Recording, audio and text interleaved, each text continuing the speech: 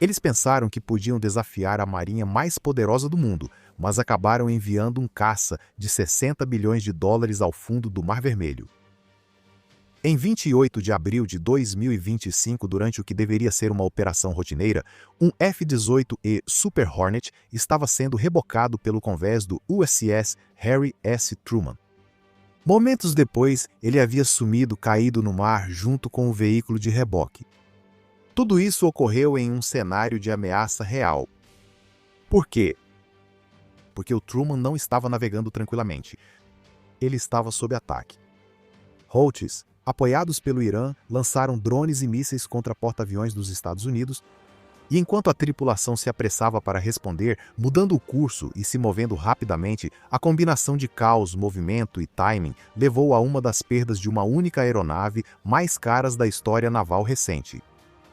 Um marinheiro ficou ferido, o jato foi perdido no mar. O custo, mais de 60 milhões de dólares, e a mensagem: não subestime o quanto esse conflito é real. Mas isso não foi apenas um acidente mecânico. E definitivamente não foi o fim. Porque o que veio depois não foi apenas uma investigação, foi uma escalada. Que tipo de ameaças os Houthis realmente representam? Como um super porta-aviões dos Estados Unidos perdeu um jato em um ataque? Até onde a Marinha vai para evitar que isso ocorra de novo?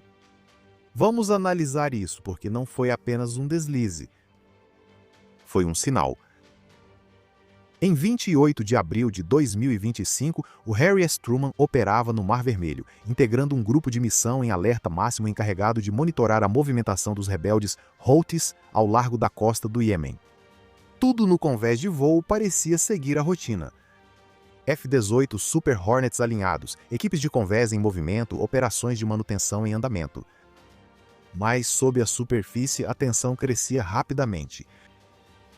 Mais cedo naquela manhã, a inteligência interceptou sinais indicando um possível ataque. Drones, mísseis. Algo estava vindo. O nível de alerta do navio foi elevado. Os vigias no Centro de Informações de Combate procuram por qualquer irregularidade. E então aconteceu. O radar acusou atividade. Múltiplos alvos se aproximando, rápidos, baixos e hostis. Os rebeldes Houthis acabavam de lançar um ataque coordenado. Drones se aproximaram de vários ângulos, alguns armados e outros provavelmente iscas. Sistemas de defesa foram ativados, os canhões CIWS começaram a girar. Os radares Aegis travaram o alvo. O grupo de porta-aviões agiu imediatamente. Foi aí que o caos tomou conta do convés. A equipe do convés estava rebocando um F-18 Super Hornet, um jato de 60 milhões de dólares pelo convés de voo, usando um trator de alta potência. A operação de reboque estava no meio do trajeto quando o Truman começou a executar protocolos de manobra rápida para evitar as ameaças que se aproximavam. O navio fez uma curva brusca, cortando as ondas, e o jato com o equipamento de reboque não teve chance. A força lateral repentina junto ao metal molhado e instável fez a aeronave se soltar. A equipe do convés gritou e correu, mas já era tarde demais. Em menos de 5 segundos, a aeronave de 60 mil libras deslizou, tombou e desapareceu pela borda do convés de voo. O trator de reboque foi junto. Um marinheiro perto do ponto de reboque ficou ferido na confusão, mas teve apenas lesões leves. Mas a aeronave sumiu, afundou, em algum lugar sob o Mar Vermelho, repousando no fundo do oceano. A Marinha inicialmente disse que foi um acidente sem relação com o combate, uma expressão técnica que simplesmente significa que nenhuma arma esteve diretamente envolvida. Mas quem estava por dentro sabia que não era bem assim. Isso não foi azar. Foi o resultado de uma situação real de combate se desenrolando em tempo real. O Truman não perdeu um jato em um dia ensolarado de treinamento. Ele perdeu um jato durante um ataque real de drones e mísseis de insurgentes apoiados pelo Irã. A CNN depois informou que as manobras evasivas foram em resposta a múltiplos sinais de lançamento dos Houthis. Fontes confirmaram ao Instituto Naval dos Estados Unidos que o ataque foi real e muito próximo. Aqui está a parte mais importante. O Truman nem sequer interrompeu as operações. As equipes do convés seguiram lançando aeronaves e os grupos de ataque responderam. Os sistemas permaneceram travados em possíveis ameaças. Porque quando você está flutuando em águas hostis com 5.000 vidas a bordo, hesitar não é uma opção. Foi um momento raro. Um jato de milhões de dólares perdido, não em combate, mas devido à batalha ao seu redor. Rápido, inesperado, real. E os Houthis? Eles não fizeram os Estados Unidos perderem só um jato. Eles agravaram algo muito maior. O USS Harry S. Truman não estava no Mar Vermelho por acaso. Em abril de 2025, o grupo de ataque de porta-aviões centrado no Truman havia sido reposicionado para a região em resposta à escalada dos ataques Houthi às rotas comerciais marítimas, drones de vigilância dos Estados Unidos e navios de guerra aliados. O Mar Vermelho, antes rota do comércio internacional, virou zona de conflito, com a Marinha dos Estados Unidos no centro. Poucas semanas antes desse incidente, os rebeldes Houthi haviam assumido a responsabilidade por derrubar pelo menos 7 drones MQ-9 Reaper dos Estados Unidos, cada um avaliado em cerca de 26 milhões de dólares. Isso não foi acidente. Os Houthis começaram a atacar qualquer coisa associada à inteligência americana ou à projeção de força na região. A mensagem era clara. Eles queriam as forças dos Estados Unidos fora. Mas Washington não tinha intenção de sair. O Truman foi enviado como uma força de dissuasão avançada, uma base aérea móvel capaz de lançar ataques, defender o tráfego marítimo e responder instantaneamente a ameaças. Sua presença também era simbólica. Um super porta-aviões de 100 mil toneladas não surge discretamente. Isso sinaliza domínio e é apoiado por destroyers, cruzadores, submarinos e centenas de aeronaves. Essa missão fazia parte de uma operação maior dos Estados Unidos conhecida oficialmente como Operação Rough Rider, com o objetivo de pressionar as capacidades dos Houthis por meio de ataques aéreos contínuos e bloqueios navais. Nessa função, o Truman lançou dezenas de surtidas por dia contra instalações de radar, depósitos de armas e supostos centros de comando dentro do Iêmen. O ritmo era implacável. Mas com a visibilidade veio a vulnerabilidade. Os rebeldes Houthis, fortemente apoiados com armas e tecnologia iranianas, começaram a concentrar mais sua atenção em ativos navais de alto valor, incluindo o Truman. Relatórios de inteligência e especialistas em defesa confirmaram que os Houthis estavam experimentando ataques de múltiplos eixos, combinando enxames de drones com lançamentos de mísseis balísticos na tentativa de sobrecarregar até mesmo o sistema de defesa avançado. Era isso que o Truman estava enfrentando em 28 de abril. Não era apenas mais um dia no mar, era uma linha de frente.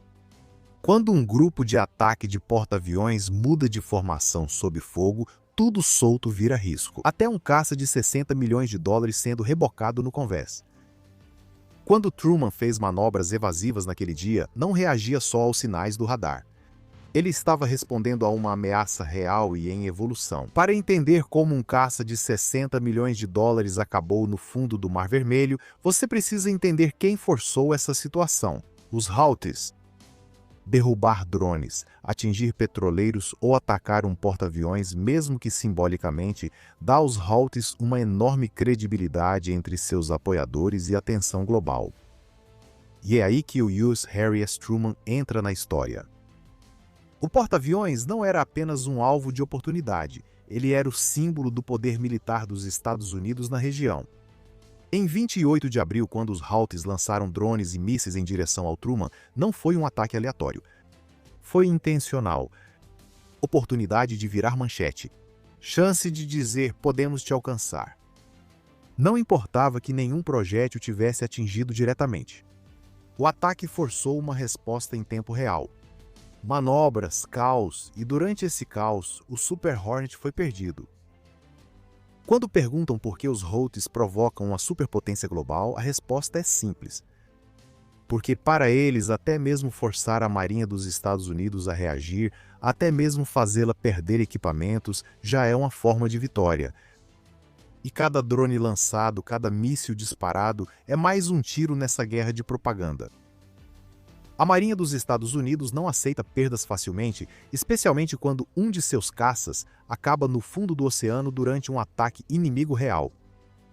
Nas horas seguintes ao incidente de 28 de abril, o clima a bordo do USS Harry S. Truman mudou.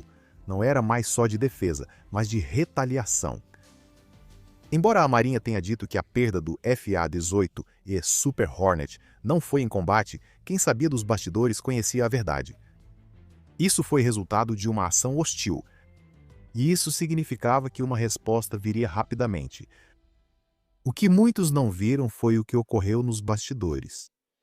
Imagens de satélite, vigilância por drones e telemetria de radar já haviam identificado as zonas de lançamento dos drones e mísseis Houthi espalhados pelo oeste do Iêmen.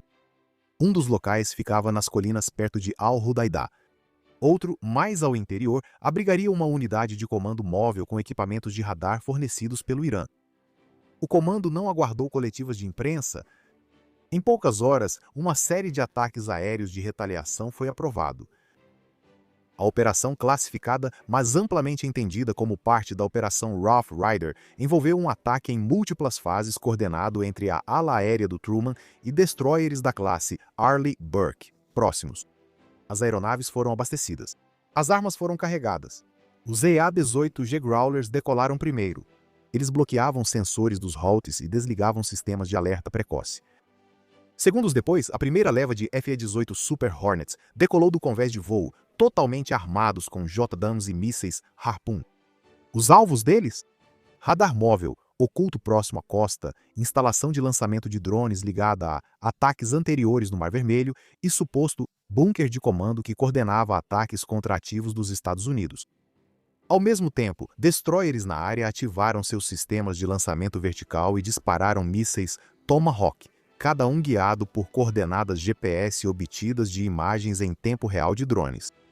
Os Tomahawks voaram baixo e rápido, seguindo o relevo rápido demais para que a maioria dos sistemas superficiar reagisse. O resultado? Vários impactos confirmados. Explosões secundárias iluminaram o céu do deserto. Comunicações interceptadas de fontes Houthi indicaram confusão, pânico e silêncio. Vários postos de radar saíram do ar. As comunicações foram interrompidas. As plataformas de ISR confirmaram a destruição de ao menos 2 locais operacionais-chave. Mas isso não era só uma questão de revidar. O objetivo era restabelecer o controle. O Pentágono, embora publicamente muito discreto, deixou claro isso a portas fechadas. Se os Houthis continuassem a escalar, as forças dos Estados Unidos escalariam ainda mais. Desde meados de março de 2025, os Estados Unidos realizaram mais de 800 ataques de precisão contra alvos Houthis. 28 de abril não foi uma exceção. Foi parte de uma campanha maior para suprimir suas capacidades em expansão. E embora a maioria desses ataques não seja noticiada pela grande mídia, eles enviam uma mensagem clara na região. Se você atirar na Marinha dos Estados Unidos, não vai gostar do que vem depois. Ainda assim, os riscos são altos. Cada ataque dos Estados Unidos arrisca um maior envolvimento na guerra civil do Iêmen. Cada ataque retaliatório atrai condenação de alguns setores da comunidade internacional.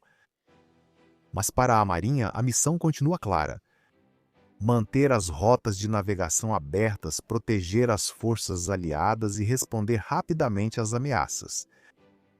Então, sim, um caça caiu no Mar Vermelho, mas não terminou aí. Isso desencadeou mais um elo na reação em cadeia que vem se desenrolando há meses. Uma guerra velada de baixa intensidade que vai das colinas do Iêmen aos convéses dos superporta-aviões americanos. E os Houthis? Eles atiraram. Mas eles esqueceram de uma coisa: os Estados Unidos nem sempre respondem com palavras. Às vezes a resposta vem a 500 nós compostos combustores e um tom de travamento. O Mar Vermelho não é só mais um corpo d'água. É um dos pontos de estrangulamento marítimos mais críticos do planeta. Cerca de 10% de todo o comércio global passa por essa região. Petroleiros, navios porta-contêineres, comboios militares, todos passam pelo Estreito de Bab el-Mandeb, a estreita passagem ao sul entre o Mar Vermelho e o Golfo de Aden. Se esta rota for interrompida, as consequências se espalham pelo mundo todo. E agora, esse gargalo estratégico se tornou um campo de batalha. O incidente no USS Harry S. Truman não é apenas uma nota de rodapé na história naval. É um tiro de advertência para o mundo, porque se um caça americano de 60 milhões de dólares pode ser perdido durante manobras evasivas causadas por um drone rebelde e um ataque de míssil, imagine o que acontece com navios comerciais sem essas mesmas defesas. Os ataques dos Houthis não são mais aleatórios. Eles são calculados, coordenados e cada vez mais ousados. Seu arsenal crescente, abastecido por linhas de suprimento iranianas, inclui mísseis antinávio, drones kamikaze e foguetes guiados por GPS. Esses não são mais lançadores caseiros. Isso é armamento pesado. Isso está mudando como a Marinha dos Estados Unidos atua na região. Para proteger a liberdade de navegação, os Estados Unidos agora estão comprometendo mais poder de fogo, mais ativos de ISR e mais capacidade de dissuasão no Mar Vermelho do que fizeram em anos. Grupos de ataque de porta-aviões como o do Truman são fundamentais, não só simbólicos. Mas isso tem um custo. A cada escalada, o risco de um conflito mais amplo aumenta. Um ataque mal calculado, um drone que atinge o navio errado, um alvo identificado incorretamente, qualquer um desses cenários pode levar mais nações a um confronto direto. É nessa linha tênue que o mundo está se equilibrando agora. Então, quando um caça cai no mar por causa da ameaça de um míssil dos rebeldes, não é apenas uma perda isolada, é um sinal. O Mar Vermelho não é mais seguro. E se o mundo quiser manter seus produtos circulando, se as nações quiserem evitar consequências econômicas e envolvimento militar, as ameaças vindas do Iêmen não podem ser ignoradas. Porque isso não é mais apenas uma questão regional, é global.